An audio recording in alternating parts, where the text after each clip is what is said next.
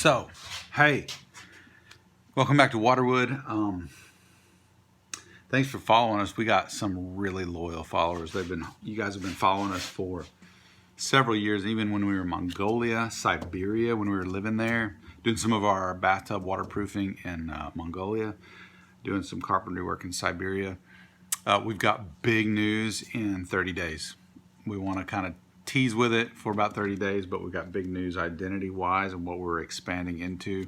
Actually, we've been expanding into it for a year or two, so most of y'all probably know what we're talking about, but big news. We'll reveal it then. We'll do a big transition there, but we're expanding, continue to expand. More about that later.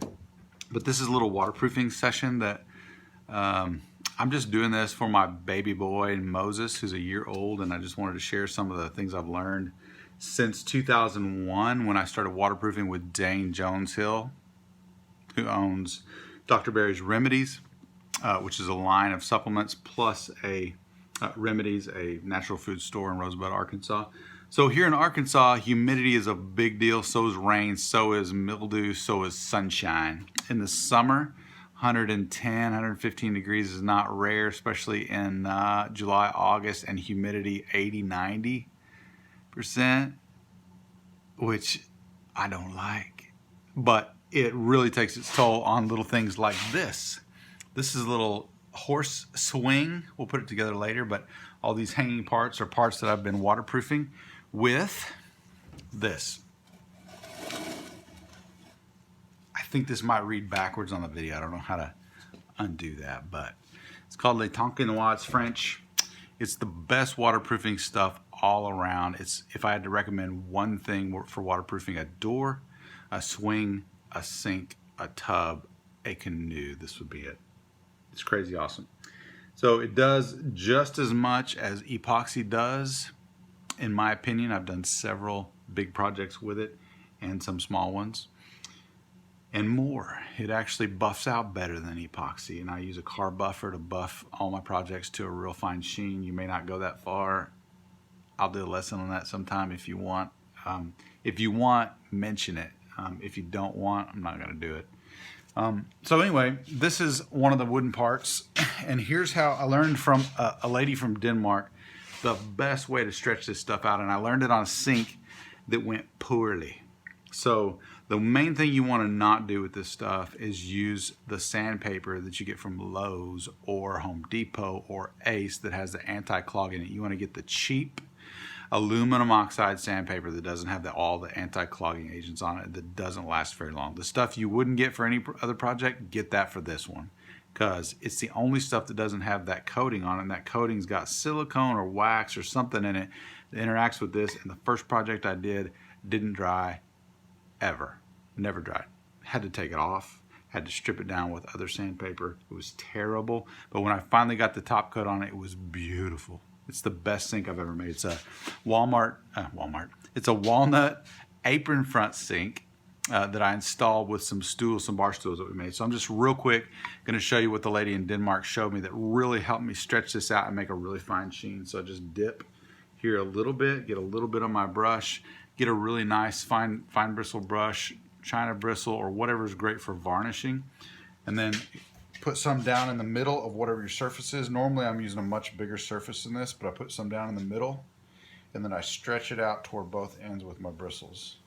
And I'm gripping my bristle brush like this, especially if I've got a surface where I want the sheen I want it to stretch out real nice, and I want the bristles to lay it down just right. So I'm not the world's best painter.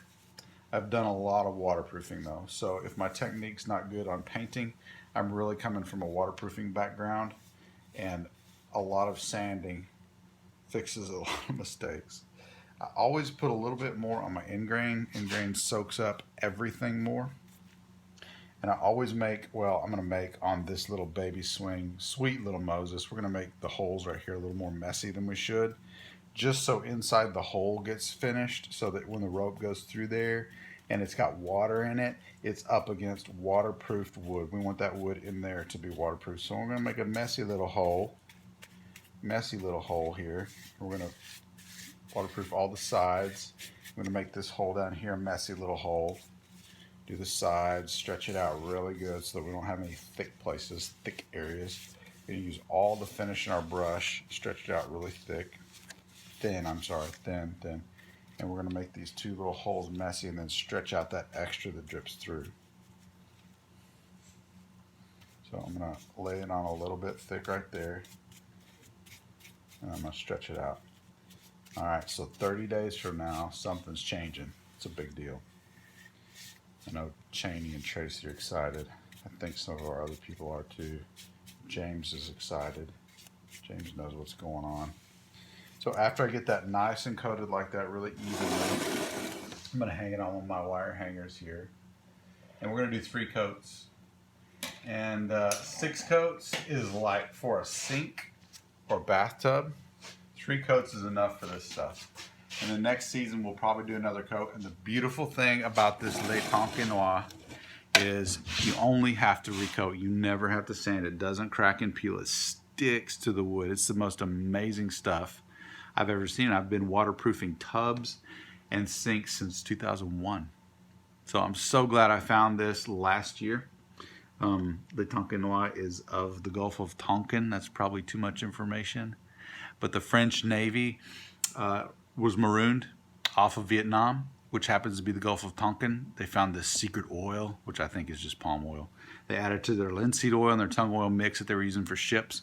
And when they polymerized it, which just means hardened it, when it got UV and wind and plenty of time under their belt, it was the most not super hard, but also really grabby, stretchy oil. It just didn't let go of the wood, and it made for really good wooden boats. So that's the problem. Wood doesn't hold water, right?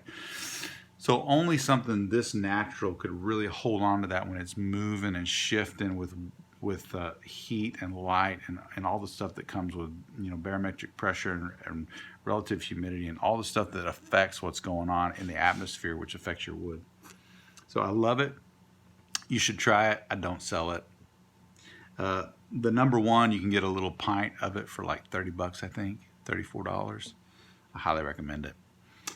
But anyway, for about 80% of anything I do waterproofing, I'm going to use this because it's got no VOCs, nothing harmful in it. It's got no solvents in it. I can do it with my kids in the room. And the epoxies I used for years take a neurotoxin to harden and to finish out. There are some epoxies that are eco, but if you're looking to wet out fiberglass, there's only about 3 epoxies that work. West System, System 3, and Mass are the best clear wet out fiberglass epoxies, whether you're doing surfboard, boat, sink. And actually System 3, I don't sell System 3 either. It's just the best. They've got a slow hardener that takes 9 hours to harden and wets out fiberglass like crazy. But at the same time, you need some neurotoxins to thin it. It sucks. Excuse my language. So I highly recommend this stuff, especially if you want to save your brain. And it's from France, so you get to speak French a little bit. Le Tonkinois. I like saying Le Tonkinois. So anyway, that's me and that's our stuff. And this is how we do a lot of our stuff nowadays. And like I said before, it buffs amazingly. So I use a car buffer. Talk about that later if you want to. You may not care about that. But anyway, so I'll let you know when I'm done with little Moses's horse here. This is what we do while we're social distancing. We get close to our kids. All right. Blessings.